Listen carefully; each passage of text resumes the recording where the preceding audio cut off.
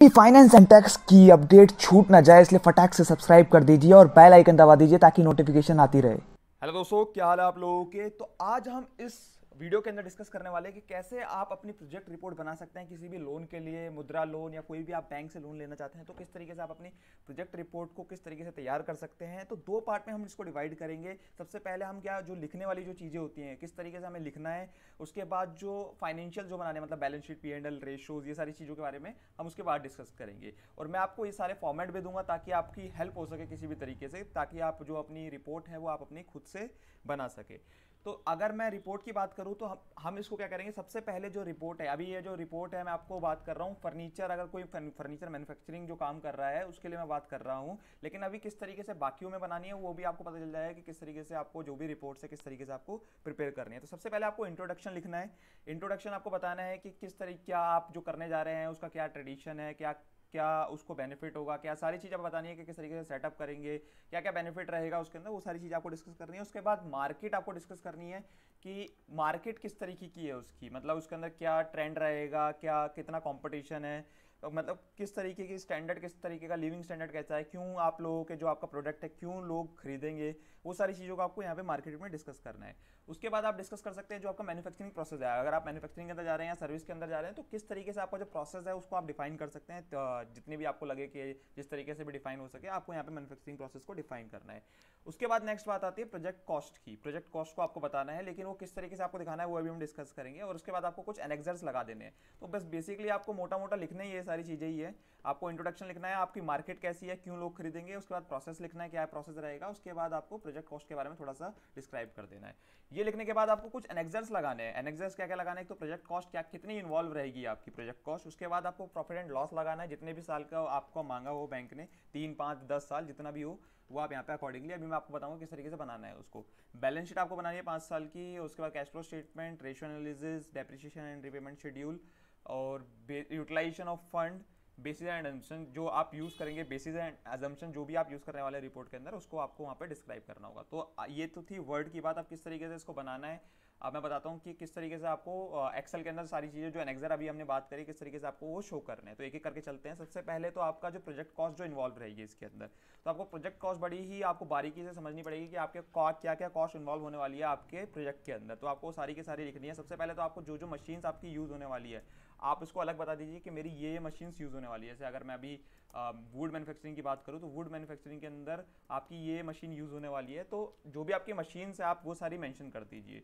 तो ये मैंने यहाँ पर मेंशन कर दिया। उसके बाद जो भी आपका मान लीजिए आप ऑफिस के अंदर जो फर्नीचर लगाएंगे उसको आप यहाँ पे ऐड कर दीजिए। और आपकी जो टोटल फिक्स कॉस्ट है वो आपकी निकल के आ गई। मतलब ये फिक्स कॉस्ट का मतलब ये होता है जो परमानेंट कॉस्ट है, मतलब एक बार लगा दिया और सालों साल के लिए छुट्टी हो गई, ठीक है। वेरिएबल कॉस्ट क्या होती है, मतलब वर्किंग कैपिटल जिसको हम बोलते हैं। तो वर्किंग कैपिटल वो होती है जो मंथ ऑन मंथ मेरे को चाहिए होती है। तो अभी हम ये हमने बात करी थी टोटल फिक्स कॉस्ट के बारे में। उसके बाद हम बात करते हैं वर्किंग कैपिटल रिक्वायरमेंट के बारे में। तो वर्किंग कैपिटल के अंदर जैसे रॉ मटेरियल हो गया, आपको नीड होती है मंथली बेसिस पर, मतलब जैसे जैसे आपको कंजम्पशन की जरूरत होती है, जैसे जैसे आपको जरूरत होती है उस तरीके से आपको रॉ मटेरियल परचेज करना पड़ता है। तो आपने सबसे पहले तो रॉ मटेरियल बता दिया कि मेरे को क्या नीड होगी, कितनी नीड होगी। उसके बाद आपने वेजेस एंड सैलरीज जो भी आपके वर्कर्स जिनको भी रखना चाहते हैं उसके बारे में बता दिया। उसके बाद जो भी आपका यूटिलिटी बिल रहेगा उसके बारे में यहाँ पर आपने डिस्क्राइब कर दिया।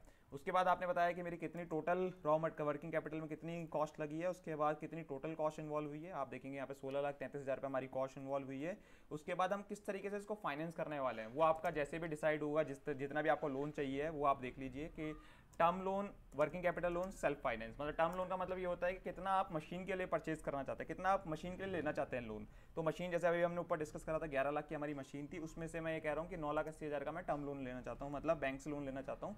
उसके बाद वर्किंग कैपिटल लोन, मतलब कि जो वर्किंग कैपिटल जो अभी हमने बात करी है ऊपर वर्किंग कैपिटल की, तो उसमें आप कितना वर्किंग कैपिटल लोन लेना चाहते हैं, कितना आप अपनी तरफ से लगाएंगे, कितना वर्किंग कैपिटल लोन लेंगे, तो उसके बारे में यहाँ पे बोला हुआ है। तो टर्म लोन क्या हो गया जो मशीन से रिलेटेड हो गया, वर्किंग कैपिटल लोन क्या हो गया जो आपने वेरिएबल के लिए लिया है। उसके बाद सेल्फ फाइनेंस जो बाकी बचा आपका वो सेल्फ फाइनेंस हो गया। सेल्फ फाइनेंस मतलब आप जो खुद से लगाएंगे पैसा। तो इस तरीके से आपकी जो नीड है वो पूरी हो गई।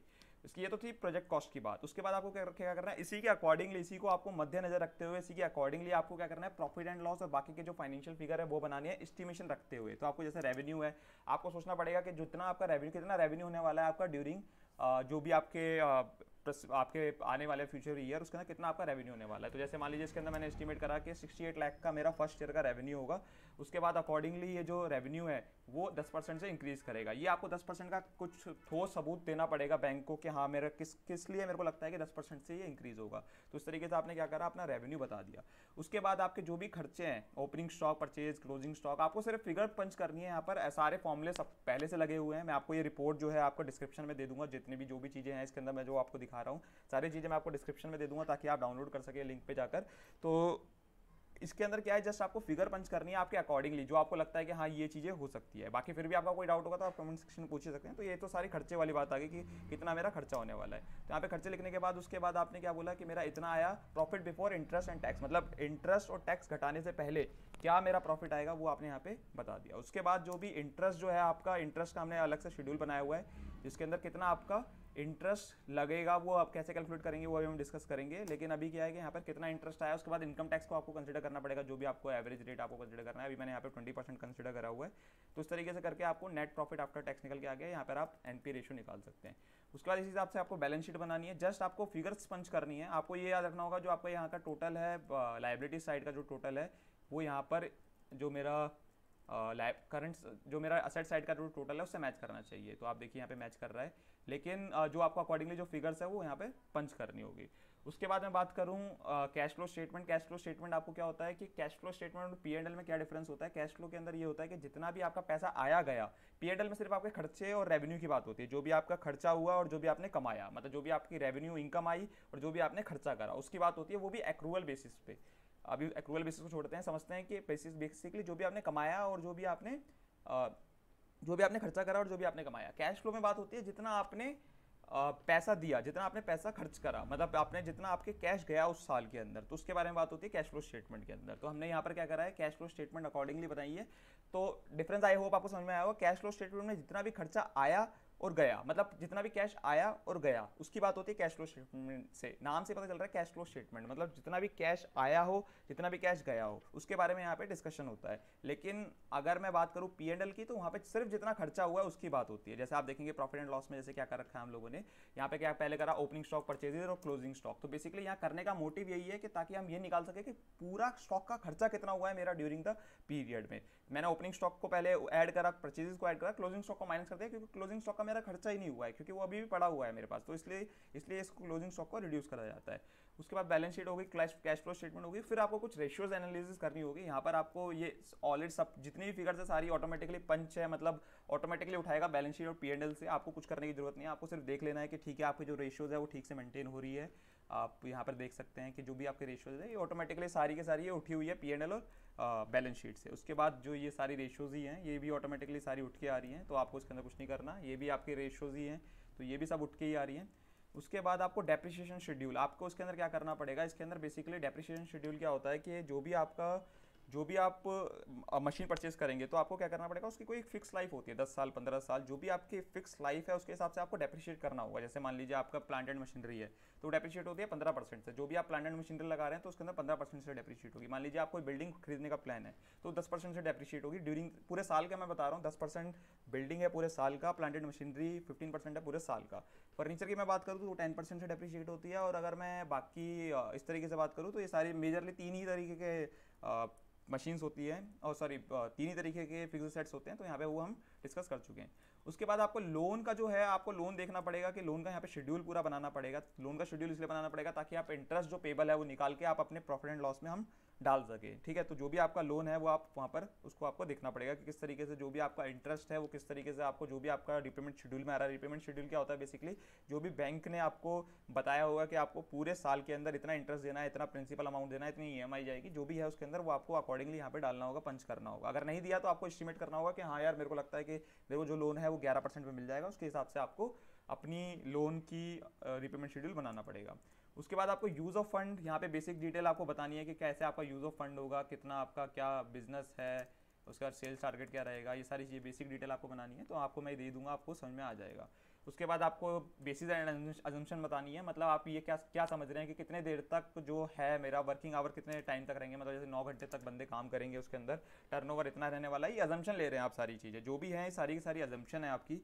तो ये सारी की सारी अजम्पशन ली हुई है आपने, तो जितनी भी अजम्पशन ली हुई है, अजम्पशन का मतलब ये होता है कि मैंने माना हुआ है, और जो प्रोजेक्ट रिपोर्ट बनती है ऑब्वियसली ये मान के चलते हैं कि 5 साल तक ये होने वाली है, तो लेकिन 5 साल तक जो होने वाली है उसको किस तरीके से आपको, आपने जो बेसिस लिया, अजम्पशन लिया, किस बेसिस पे लिया, वो सारी चीज़ें आपको यहाँ पे लिखनी है।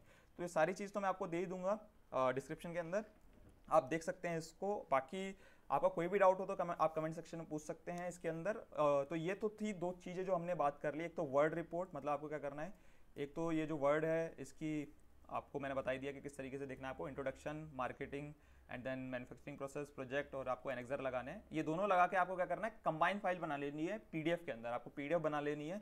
और यहाँ पर एक चीज़ और बताना भूल गया मैं, आपके जो भी नेम ऑफ एंटरप्राइज है और जो एड्रेस है, यहाँ पे आपको सब जगह पे लिखना है जहाँ जहाँ पे मैंने लिखा हुआ है, तो आप ये देख सकते हैं कहाँ कहाँ पे लिखा हुआ है, आप वहाँ पे अपना अकॉर्डिंगली यहाँ पे डाल दीजिएगा।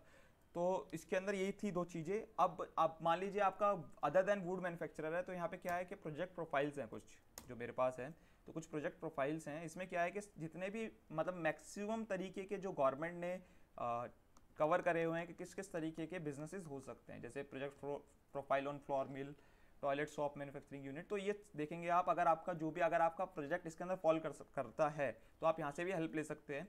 आप यहाँ पे जो भी है प्रोजेक्ट, यहाँ पे प्रोफाइल लगा रखी है पूरी कि किस तरीके से प्रोजेक्ट बनाने हैं आपको मुद्रा लोन के लिए, स्पेसिफिकली मुद्रा लोन के लिए, कि किस तरीके से आपको प्रोफाइल प्रिपेयर करनी है। तो ये सारी चीज़ें हैं, और ये मैं आपको डिस्क्रिप्शन में दे ही दूंगा, आप वहाँ पे डाउनलोड कर सकते हैं जाके। अगर आपको वीडियो पसंद आई है तो लाइक ज़रूर करिएगा, चैनल को सब्सक्राइब जरूर करिएगा। Thank you.